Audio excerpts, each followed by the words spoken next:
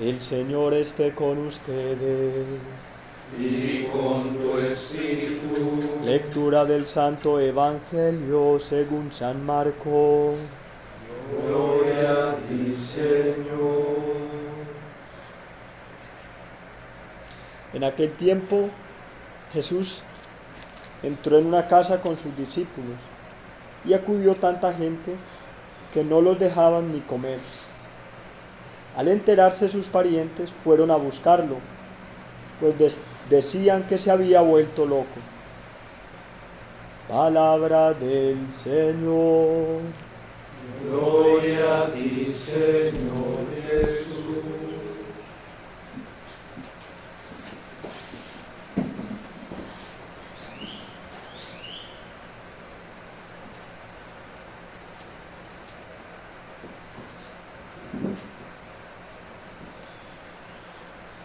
El Evangelio que acabamos de escuchar hoy nos ayuda a comprender de manera mucho más clara lo que pasa hoy en el mundo con la Iglesia y lo que está sucediendo incluso al interno de la Iglesia.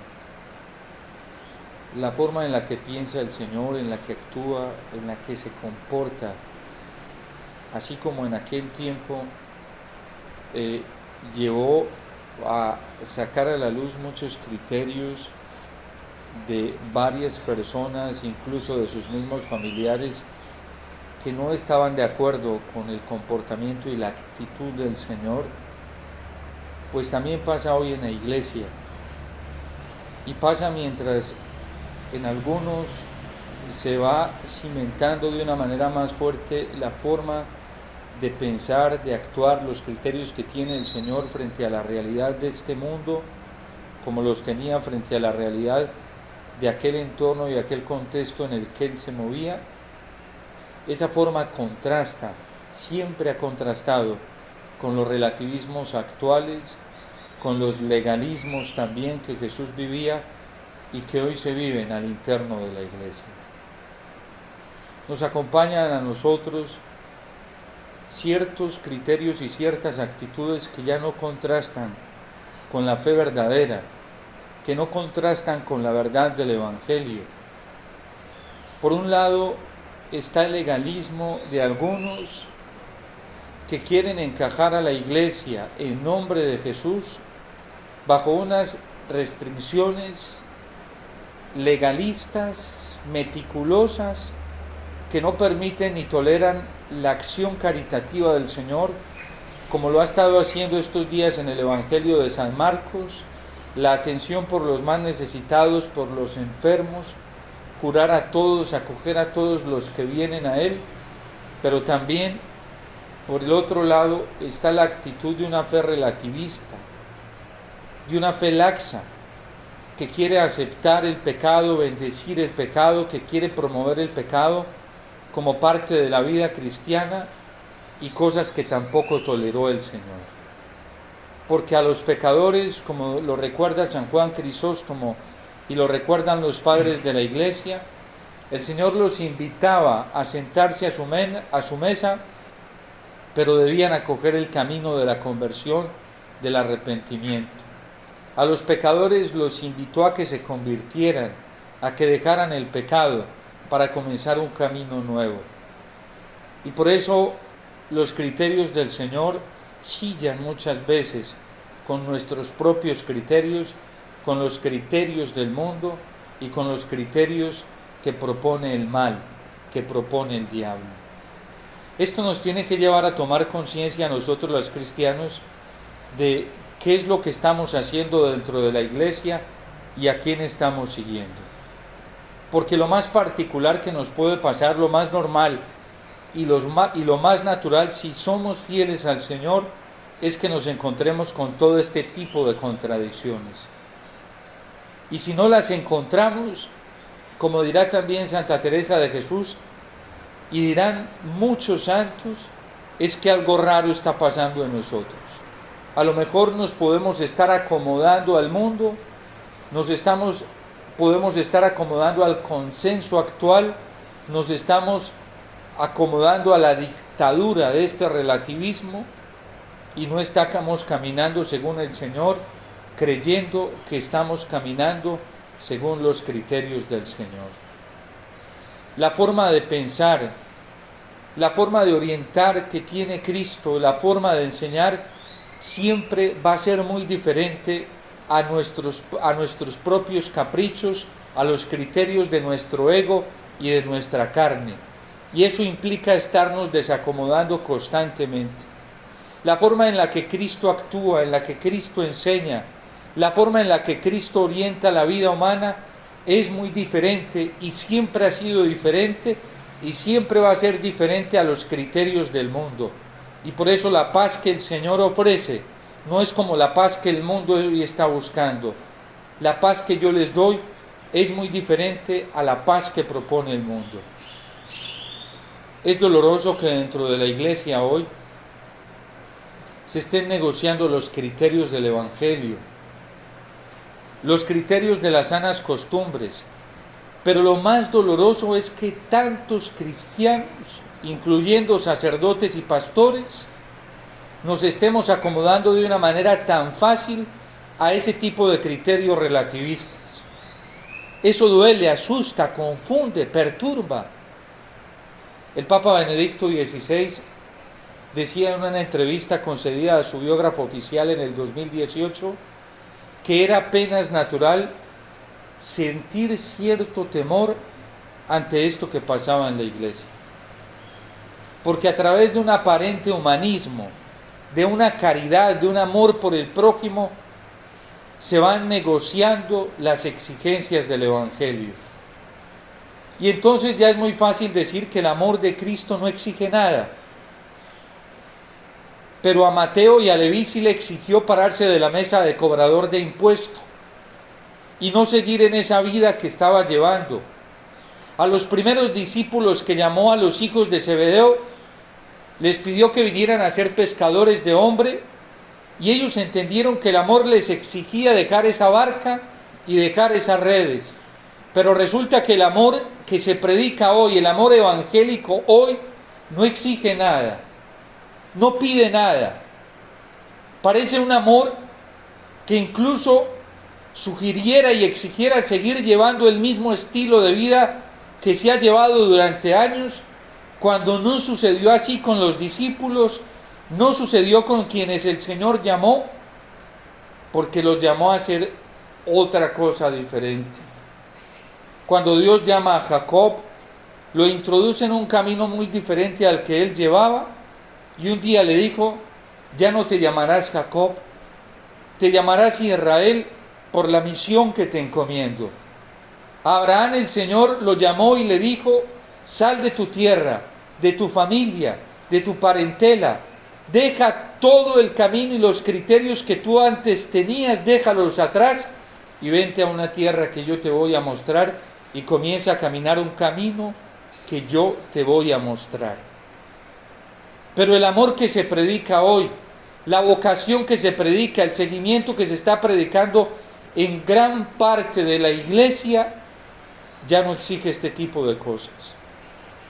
Y por eso el Salmo viene de una manera alentadora y esperanzadora para nosotros, de una manera bella, cuando el salmista, al ver la ausencia de pastores, al ver la ausencia de un testimonio pastoril, de un testimonio de liderazgo, le dice al Señor: pastor de Israel, escucha, tú que guías a José como a un rebaño, tú que siempre lo has orientado, ven a llevarnos.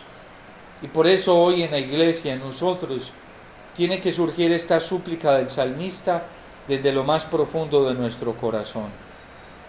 Cuando vemos que hay antitestimonio en muchos de nosotros los pastores, cuando vemos la incoherencia cristiana de quienes enseñan, de quienes predican, cuando vemos hipocresía, cuando vemos tanta mediocridad, tenemos que poner nuestra mirada en el Señor y ponernos en sus manos y saber que el Señor es quien guía, como lo hizo David. La eficacia del liderazgo de David no se basó en otra cosa más que en el abandono constante que tuvo en la voluntad y en el amor de Dios. Porque David no confió en nadie más que en el Señor. Y si confió en alguien, confiaba en torno al criterio que le ofrecía la voluntad de Dios. Por eso se dio cuenta que Saúl, aunque lo quiso, lo amó, lo perdonó, lo respetó como ungido del Señor, hasta incluso después de su muerte, pues también sabía, como nos lo ha presentado el agiógrafo estos días, que Saúl no estaba obrando de acuerdo a la voluntad del Señor. Y se lo hizo ver, a pesar de la compasión, el perdón y la misericordia que tuvo con Saúl. Se lo dijo de lejos: lo que tú estás haciendo es injusto, pero yo no voy a imponer mi justicia, sino que voy a dejar que sea Dios el que juzgue. Y por eso el destino de Saúl fue un destino final muy doloroso. Sin embargo, David se fiaba solamente del Señor y orientó siempre su corazón a la voluntad del Señor, y por eso pudo perdonar, por eso pudo sentir compasión por Saúl, por eso pudo incluso suplicar por él y pedirle al Señor por él. En un tiempo como en el que nosotros vivimos, Dios nos está llamando a romper con todos los esquemas que a lo mejor hemos tenido, de poner nuestra esperanza en los hombres, de poner nuestra esperanza en las instituciones, y Dios está purificando nuestras esperanzas para poner nuestra esperanza solamente en Dios.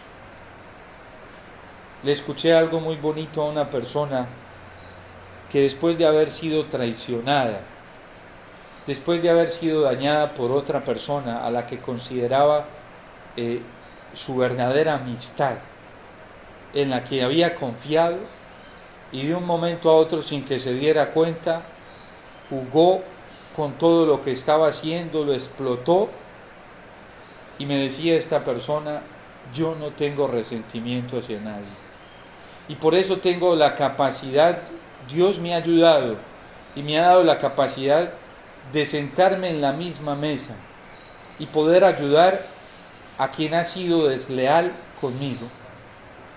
Y yo me quedaba impresionado y decía: es que el amor de Dios alcanza para todo. A David, la confianza en el Señor, la esperanza que tenía en el Señor le alcanzó para perdonar a Saúl, incluso para suplicar por él, incluso hasta después de su muerte, resaltar las cosas buenas de Saúl. Después de haber sido traicionado, después de haber sido utilizado, porque Saúl también lo utilizó, y cuando le convino tenerlo cerca, lo tenía cerca, fuera para que le tocara el arpa y le diera descanso a su espíritu, y lo explotaba, o sea, para que también fuera a pelear cuando se veía apurado con sus enemigos, y poner a David al frente para que luchara y venciera. Pero cuando tuvo la ocasión también lo quiso matar y lo quiso asesinar. De todos esos sentimientos nos encontramos dentro de la iglesia. De todos esos sentimientos nos encontramos dentro de la vida cristiana. ¿Y qué nos enseña la palabra del Señor? Nos enseña a centrar nuestro corazón solamente en Dios. Pastor de Israel, escucha, tú que guías a José como un rebaño, como Cristo. Cristo aprendió a tener su esperanza solamente en el Padre. Incluso el Padre purificó su naturaleza humana, si podemos decirlo así, cuando en Getsemaní sabía que se le venía un momento muy difícil y se lleva a los que después van a ser los pilares de la iglesia, a quienes les había revelado las intimidades más profundas de su corazón, Pedro, Santiago y Juan, para que lo consuelen, porque sabía que iba a necesitar el consuelo de unos amigos, de unos íntimos, y se los lleva, y en el momento más duro del combate viene a buscar ese consuelo y ese respaldo, y los encuentra dormidos. Cuando sabía que uno de sus obispos, de sus sacerdotes a quien había acabado de ordenar, sabía que lo iba a vender por unas monedas de plata. Cuando sabía que incluso a quien el Padre le había entregado la misión de guiar a sus ovejas, lo iba a negar, se iba a avergonzar de él. Y sin embargo, los encuentra allí dormidos y no tiene otra salida más que, como el salmista hoy lo dice, pastor de Israel, escucha, de devolverse nuevamente allí, postrarse en tierra y suplicarle al Padre. En pocas palabras, Cristo aprende a vivir solo del respaldo y el amor del Padre. Y en un tiempo como en el que vivimos en la iglesia, si queremos amarnos, si queremos perdonarnos, si queremos vivir el amor cristiano a su plenitud, tenemos que poner nuestro corazón y nuestra mirada solamente en el Señor, porque si no, nos vamos a llevar muchos despechos y desilusiones humanas, y si no tenemos nuestro corazón y nuestros ojos puestos en el Señor, fácilmente eso se podrá convertir en odio, y eso sí sería fatal. Eso se puede convertir en otros sentimientos cuando uno no pone la mirada en el Señor. A Cristo, su propia familia lo está considerando fuera de sí. Ya no contrasta ni siquiera con los criterios de su propia familia y se burlan de él y no lo entienden y no lo comprenden. ¿Y será que nosotros estamos preparados para eso? ¿Será que estamos preparados para saber que los misterios de Dios y que la voluntad de Dios son incomprensibles a las capacidades humanas?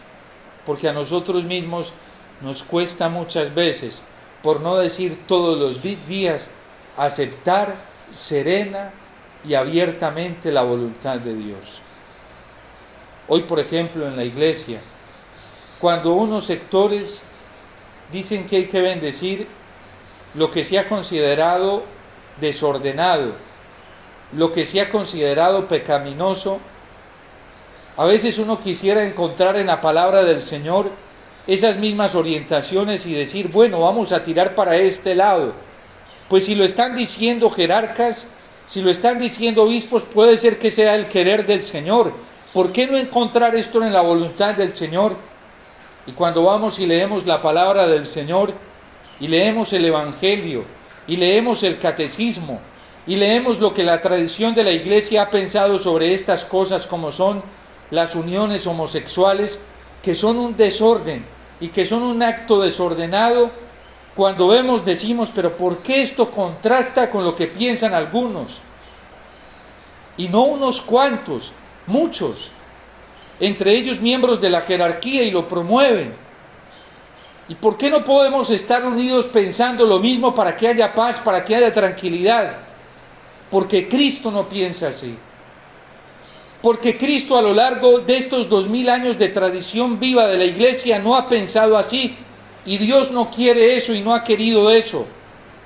¿Y cómo sabemos reconocer que eso no es un capricho humano? Porque los santos y los mártires han dado la vida por esta verdad. ¿Y cómo han muerto? Han muerto en medio de las incomprensiones de sus mismos cercanos. ¿Cuánto no sufrió el Papa Benedicto XVI? Estuvo solo, y entre más iba pasando el tiempo, más solo se iba quedando. Y cuando murió allá en la soledad, alrededor de unas cuantas personas que estuvieron a su alrededor. Ahí un enfermero, porque ni siquiera su secretario estaba en esos momentos cuando falleció. Era tarde de la noche, ya en vela de la madrugada, seguramente estaba cansado, y estaba su enfermero que lo cuidaba, y ahí murió solo. Un papa que estaba acostumbrado a ver multitudes aplaudiéndolo, que tenía anillos de seguridad, un papa al que todos los días la gente, muchísima gente quería ver, y murió solo. Ese es el destino para una persona que se quiere configurar con el Señor. Nuestra fundadora, que incluso quiso morir en la comunidad, lo anhelaba, amó tanto la obra, la casa de la Virgen, que quiso morir ahí. Y en contados minutos el Señor le cambió los planes y le dijo que iba a ser de otra manera, que no iba a ser así. ¿Y cómo murió? Encerrada en una urna, contagiada por COVID. Y así fueron los planes del Señor. Y fue la voluntad del Señor y ella la aceptó. Y se acogió. Y Dios va cambiando nuestros planes. Y va cambiando los criterios humanos a última hora. Y verdaderamente nosotros estamos preparados para eso. ¿Por qué hay tanta rivalidad hoy dentro de la iglesia, división, incluso tanto maltrato moral, maltrato psicológico, tanta presión dentro de la iglesia, tanto insulto? Porque no estamos preparados para acoger la voluntad del Señor como se nos presenta, para acoger los criterios del Señor. Y unos en un lado y otros en otro. Unos negociando los principios de la moral, negociando los principios del Evangelio, negociando los principios de la fe para evitarse problemas. Y quien piensa así, no piensa como el Señor, no está siguiendo al Señor, no está aceptando la voluntad del Señor. Cristo pudo evitarse que sus mismos familiares lo consideraran loco, fuera de sí, y Él lo sabía. Y sabía cómo hacerlo, buscando un justo medio con ellos, siendo más prudente, dejando de actuar como estaba actuando, dejando de predicar como predicaba, dejando de sostener la verdad de Dios como la estaba sosteniendo, y listo, y calmaba los ánimos de sus familiares. Y hoy dentro de la iglesia muchos estamos haciendo eso, para calmar los ánimos sociales. Y resulta que hay gente que se dedica a mirar a ver cómo piensa este grupo, cómo piensa esta mayoría, para satisfacer los criterios de esa mayoría, para evitar problemas, porque andamos buscando la paz así. Y por eso el Señor advierte en el Evangelio que la paz que Él da, no la da como la da el mundo. Hace poco me dijo mi director espiritual unas palabras que yo quiero dejarlas escritas y bien grabadas, proféticas. Me dijo: mi hijo, podrá resultar incluso gente que te quiere y te va a decir que no hables así. Eso puede pasar. Y si lo haces, cambias una bandeja de oro por un plato de mugre, por un plato de tierra. Un hombre que ha sido de iglesia, más de 90 años tiene y más de 50 años de vida sacerdotal, y sabe lo que significa esto: cambiar un plato de oro por un plato de mugre para tener contenta a la gente. No lo hizo Cristo, y por eso sus familiares hoy lo consideran loco, fuera de sí, exagerado, porque esos son los criterios con los que se encuentra Cristo en este mundo. Una moral demasiado exigente para quien perdió la fe, porque quien perdió la fe, cualquier criterio de exigencia es demasiado exagerado. Para el que tiene fe en el Señor, sabe que a Él no le queda grande ni le queda grande el mismo pecado. Y por eso la iglesia ha creído en el camino del amor. La iglesia ha creído en el camino de una fuerza sobrenatural que Dios da para vencer cualquier desorden, para vencer cualquier pecado, para vencer cualquier criterio humano. Y por eso los santos han creído. Y los santos no han buscado el respaldo humano. Pero nosotros elegimos qué queremos seguir y a quién queremos seguir. Si nos adaptamos como se están adaptando algunos a los criterios laxistas de este mundo y negociamos la gracia, la bendición del Señor por un plato de lentejas, o escogemos la gracia del Señor y perdemos el plato de lentejas. Porque si seguimos al Señor, lo más normal que vayamos a encontrar, lo más natural, son una cantidad de contradicciones. Eso sí, hay que hacerlo por amor a Él, no por vanidad. Hay que hacerlo por amor a las almas. Hay sacerdotes que les da miedo orientar correctamente a las almas porque se pueden quedar solos y porque eso trae riesgos. Pero a nosotros los pastores Dios nos llama a darlo todo por las ovejas como Él lo dio.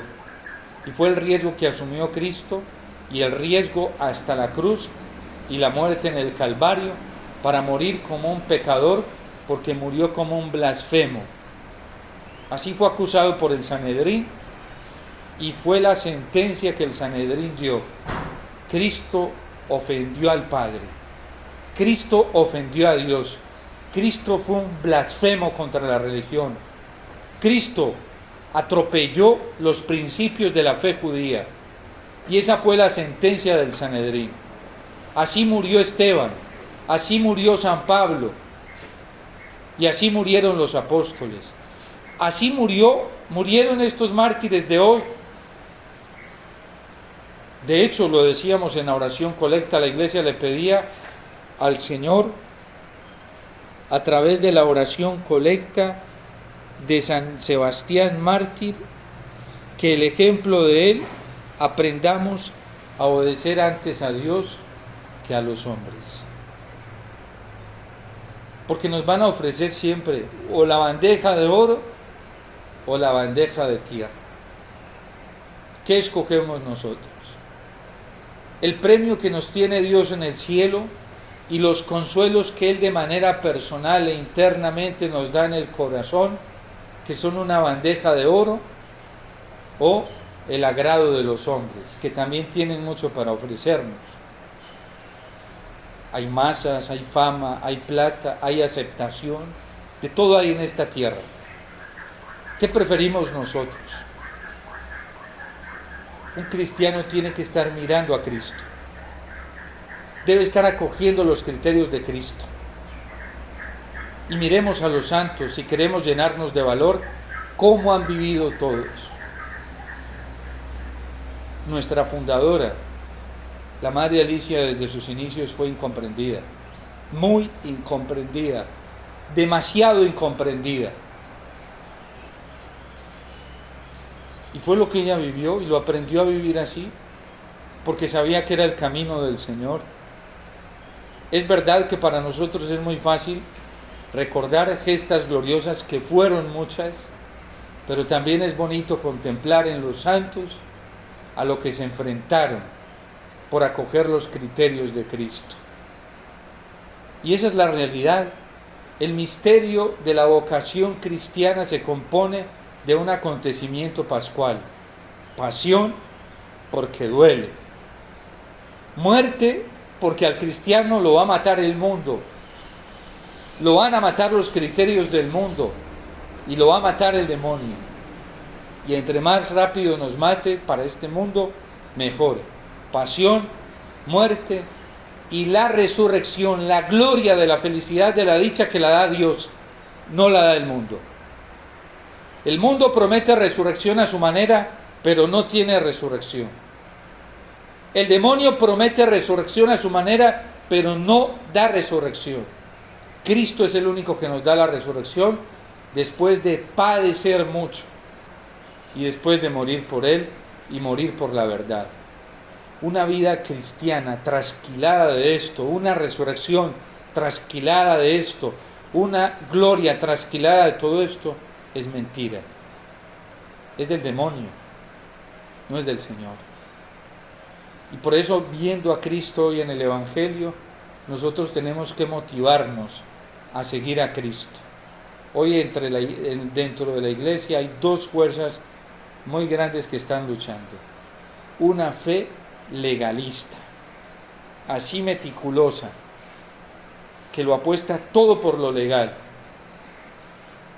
Y cualquier meticulosidad que se vuelve un cristiano por la caridad ya es ofensivo. Pero una fe también laxa, que admite el mal como bien, que admite el pecado como bien, que admite el desorden como un orden, y ni en ninguna de las dos podemos estar. Tenemos que estar en el justo medio que es Cristo. Cristo es nuestro justo medio y allí debemos seguir. Por eso esas tendencias hoy tienen odio, veneno contra el Papa, contra la jerarquía, y así el Papa tenga errores, nosotros tenemos que amarlo, como David amó a Saúl. Y así dentro de la jerarquía encontremos errores, hay que amar y perdonar y orar, porque tenemos errores, todos somos seres imperfectos, yo el primero. Y por eso nosotros tenemos que acompañarnos de la súplica y de la oración. Y así esto que esté pasando hoy, con esto que acaba de salir, que tiene desorientados a los católicos, no al mundo. El mundo secular que no está dentro de la iglesia la tiene más clara que nosotros. Pero estas ambigüedades que están saliendo dentro de la iglesia nos tienen que poner a nosotros en la posición de la verdad. Obedecer al Señor, obedecer a Cristo, obedecer a la iglesia, obedecer la tradición de la iglesia. Y no podemos andar jugándonos la vida eterna y la vida gloriosa, la vida resucitada con el Señor, por mugres, por polvos, por tierra. Nosotros debemos jugárnosla por un premio más grande. Así haya laxitud en algunos, nosotros no podemos orientarnos hacia allá. Pero tampoco hacia este legalismo ofensivo, cruel, porque es muy cruel y no acepta nada y solo siembra veneno, odio, rencor, y eso tampoco se puede aceptar dentro de la iglesia, porque la iglesia es del Señor y el único que salva a la iglesia es el Señor, y el Padre le entregó todo a Cristo. Ninguno de nosotros es indispensable en este mundo. Cristo sí es indispensable. Y por eso nuestra vida tiene que estar puesta en el Señor. Nuestro corazón tiene que estar puesto en el Señor.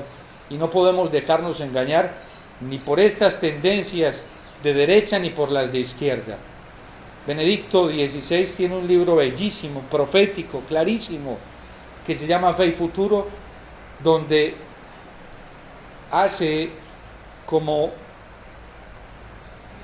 describe cómo es la iglesia de este tiempo, del siglo XXI, y dice que no es la iglesia ni de derecha, ni de izquierda, tampoco es la iglesia sectaria, tampoco es la iglesia de las masas, es la iglesia de la fe en Cristo. Pidámosle al Señor que nos dé la gracia de permanecer fieles y de asumir los riesgos que significa seguir a Cristo en un momento tan apasionante como el que estamos viviendo.